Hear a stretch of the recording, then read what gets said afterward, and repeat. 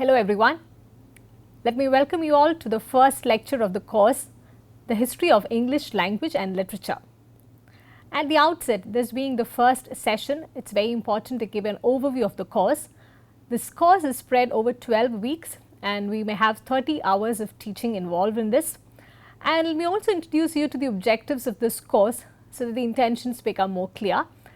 The first objective is to introduce the learners to the foundations of English language and literature, focusing on its emergence, evolution and progress through different ages and periods.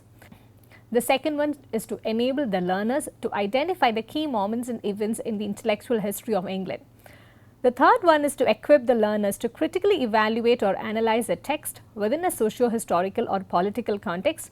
And the fourth one is to help understand the relevance of each period or era in the overall scheme of literary studies. Here we find that some of the concepts become very important in underlying the objectives of this course.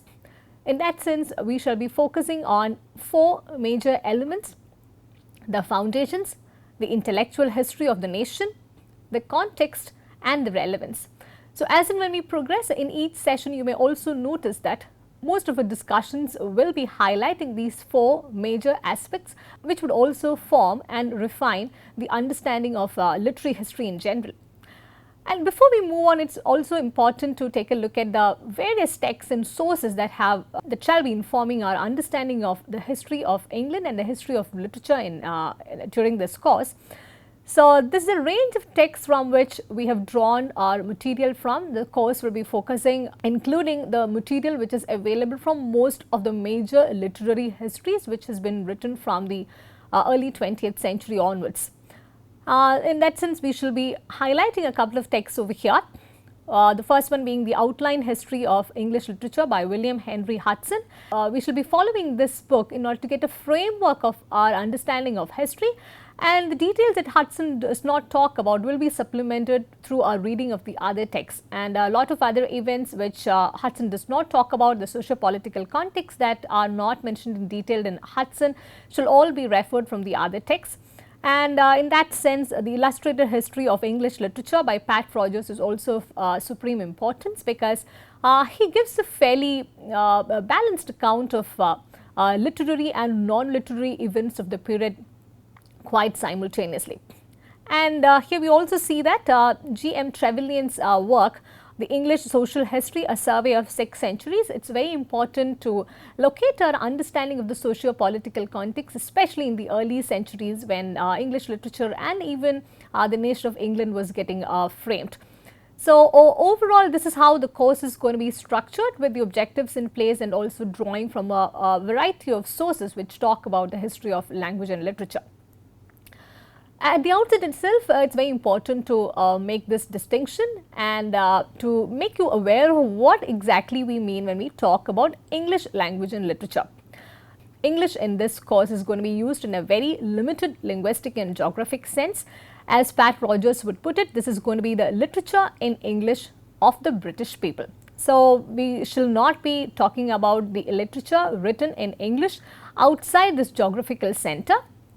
Also, it's very important to highlight at the outset that this course does not engage with these other kinds of writings available in English, like American literature, African literature, Indian writing in English, Canadian literature, so on and so forth. So, this is going to be a discussion on the English literature produced from the island of England. And about the period that this course covers, this is going to be a history from WULF to WOOLF.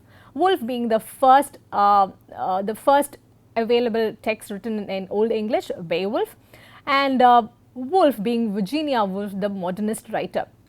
So, in a sense, this connection is very important to this course, because we shall be looking at a range of texts from the earlier times onwards, like texts like Beowulf, which do not even have a proper author, like the author is anonymous. And from then onwards, we shall be moving to the modern and postmodern period, when even the women writers begin to claim a space for themselves in the space of literature, in terms of publications, in terms of publishing, in terms of dissemination of works, so on and so forth. So, this connection and this range is very important for us to understand right at the outset, so that it will kind of set the tone for the course in the beginning. And what is the significance of literary history? One of the earlier historians, G.M. Trevelyan, he understands literary history as the product of the intellectual curiosity of a set of people, and he even opined that intellectual curiosity is the lifeblood of any civilization. Keeping this in mind, it's also important to figure out whether some of us find this connection between history and literature a little incongruous. But let me assure you at the beginning itself that this is not an incongruous relationship that literature and history shares, but it's a more organic and a more interconnected relationship. So, in that sense, what is literary history? If we go for a very simple definition, it's the chronological account of books and authors talking about various influences that shape them, and some of these influences could also be shaping each other and also highlighting the ways in which language and literature, history and literature continue to inform each other. And what is the central purpose of any literary history? It is perhaps to give an account of the transformation of literature from period to period. Because when we talk about a chronological account, there is an inherent understanding that we are talking about a sequential order of literary and non-literary events from one set of events to the other. So, in that sense, the transformation and the connection between these different literatures, these different cultures also become supremely important. So, this is also with this inherent understanding that there are solid interactions between different literary cultures, and also that becomes very important in our understanding of the past and also in the shaping of what lies ahead. In that sense, we shall be tracing the intellectual ancestry of a particular literature, which also means we shall be tracing the intellectual ancestry of a particular community or even a particular nation. So, what do I mean by intellectual ancestry? This could be perhaps a sequential understanding of the rise and growth of various movements, various schools of thoughts and ideas. It could also mean the various kinds of imitations that are a reflection of the popularity of particular kinds of writing. It could also be the prevalent taste of a particular community or a province, and it can be the discussion of predecessors and successors and the relationship between them. So, this intellectual ancestry is very important not just for understanding of literary history, but also for our understanding of a nation in general. So, it would be useful to remember that the origins of literary history in fact is also very connected to the origins of the nation state itself. And in literary history, we will begin to also note and highlight this fact that each author and each kind of writing is in fact positioned within the location of the nation. So, we would begin to see how there is an intimate connection between literary history and the general history, and how one goes on to inform the other.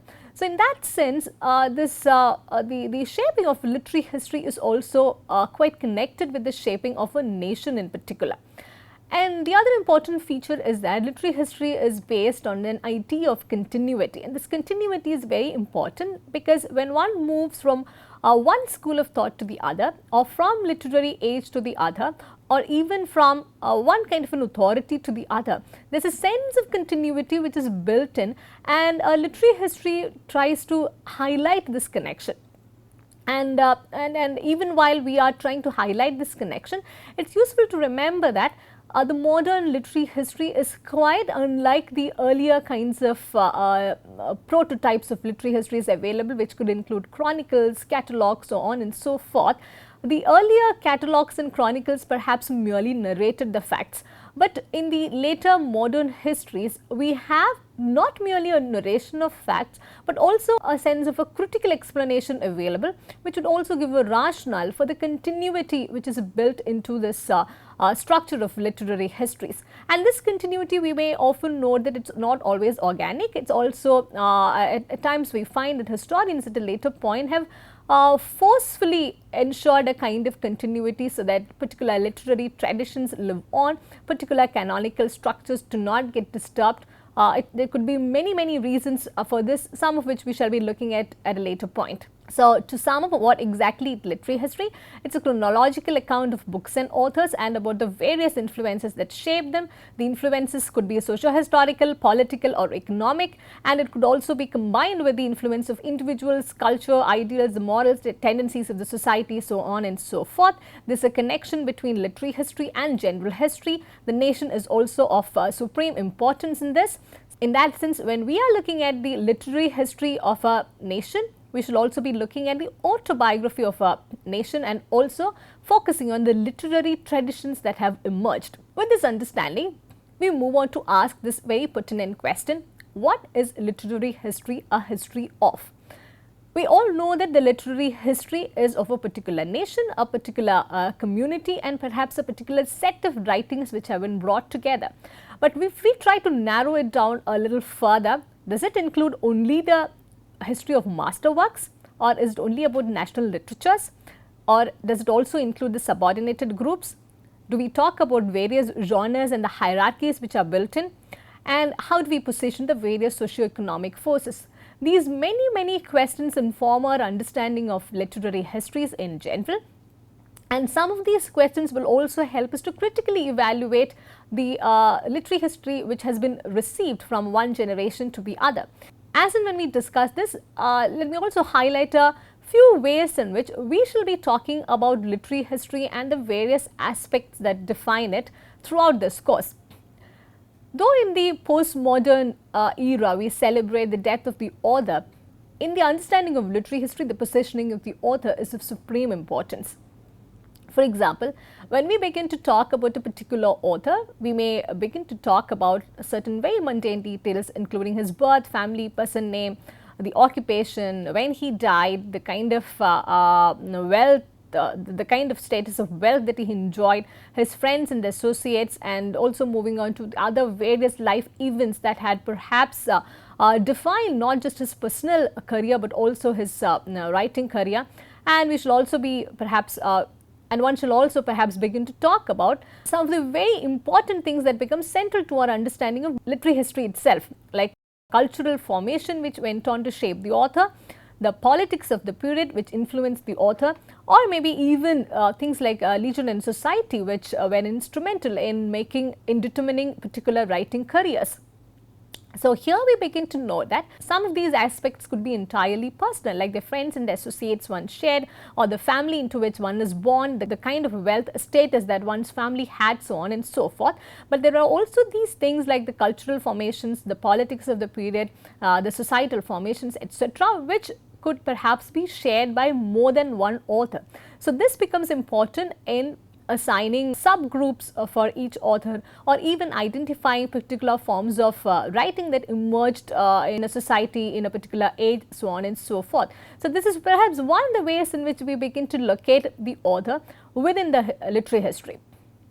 And there are also various aspects of a text that needs to be covered. So when we talk about a text, it could be a book, it could be a performance, it could be any kind of cultural or artistic production. So when we look at the text and try to locate it within the literary history, we shall be looking at various of these aspects, which could include issues related to genre, the date and place of publication, or perhaps the kind of characterization that it involved, the voice or narration in the text, so on and so forth. And all of these become important in not just narrating where the text belongs to, but also in critically evaluating and critically seeing the connection between various literary traditions, and also in locating the predecessor and successor of particular kinds of writing. And this is another interesting aspect. When we talk about literary history, we should also be talking about the reception of not just authors and texts, but also of ideas. In that sense, we shall be talking about a particular author's best known work, or the kind of influences that this author or a text had on other things, and maybe about the recognition value, and even about the penalties that one incurred for writing a particular kind of thing, when we later begin to talk about censorship of getting into loggerheads with the authority of each period, when we shall be talking about the various penalties as well, and also about some of the works which get destructed either due to a natural calamity or even due to another political or socio-economic force. So these are the various aspects that we shall be looking at. And we shall also be looking at the various modes of production of text. This is very important in our understanding. It could include details of authorship, about the attitudes and motives, it could be literary and non-literary, and the mode of publication, the submissions and rejections that a particular text or an author or an idea incurred during its lifetime, the rarities, features, decorations of that involved that's part of production, and the manuscript history, especially with regard to the earlier texts from the Old English and early Middle English period. This becomes important in understanding how a text had been disseminated over a period of time even before the advent of printing.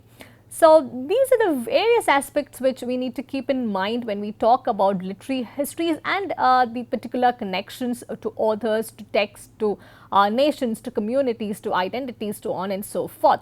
So, in the recent decades, in fact, there is a surge of works on literary histories in general, which could be referred to on the whole as literary history studies. These are some of the seminal texts that have begun to inform our ways of understanding literary histories, and also calling for a rewriting of the existing literary histories.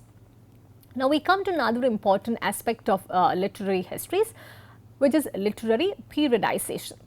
So, as and when we progress through this course, we may begin to note that our discussion is conveniently based on particular literary periods or literary ages.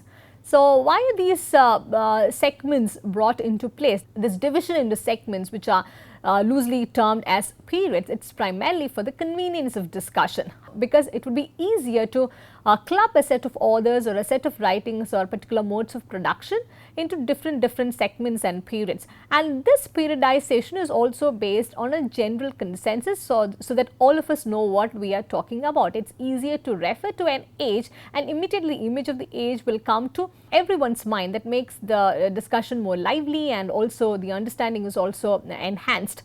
And a curious fact about this aspect of periodization is that these are not rigorously fixed at all. They are more or less arbitrary, and in that sense we find many historians and many critics even arguing about the different starting points. For example, if one could talk about the origins of English literature, there are a few historians who argue that it should begin with the Anglo-Saxon period.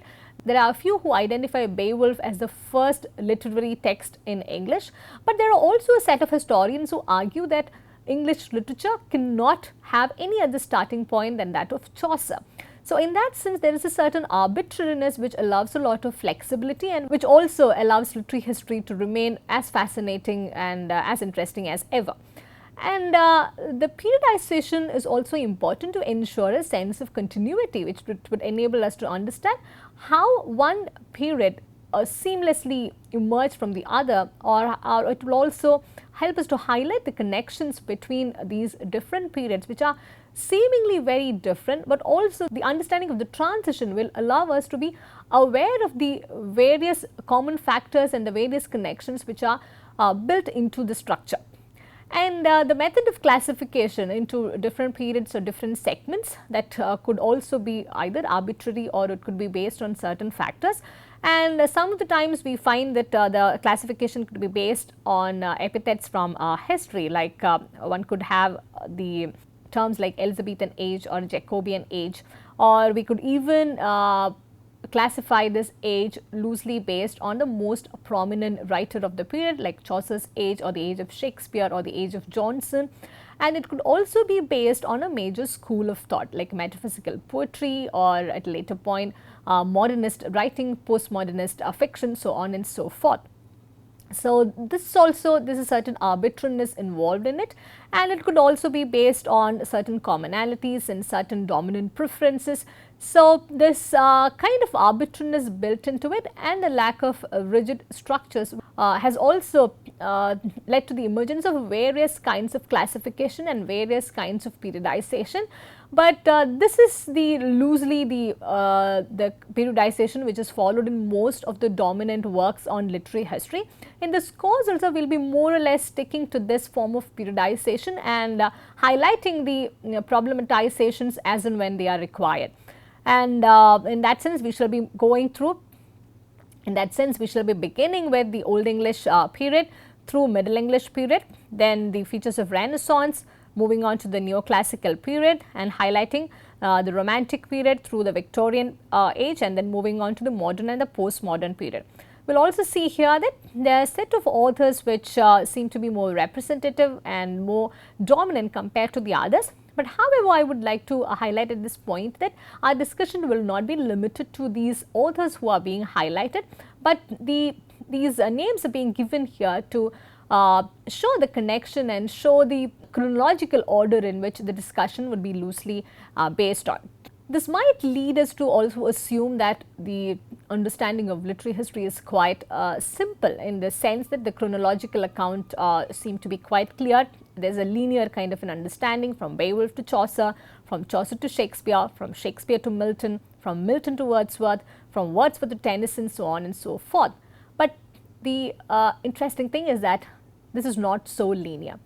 We shall not just be talking about, as we had highlighted, we shall not just be talking about the various authors and the various works that they produced, but there is going to be a plethora of things that come into the discussion. We shall be talking about past, sense of tradition, about artistic forms, about various genres, about print culture, about the standpoints, about the political opinions which inform the understanding of a text, about native traditions, about the heritages, about literary reputation. So there's a vast range of topics that will inform our understanding of this seemingly linear discussion from Beowulf till the modern times.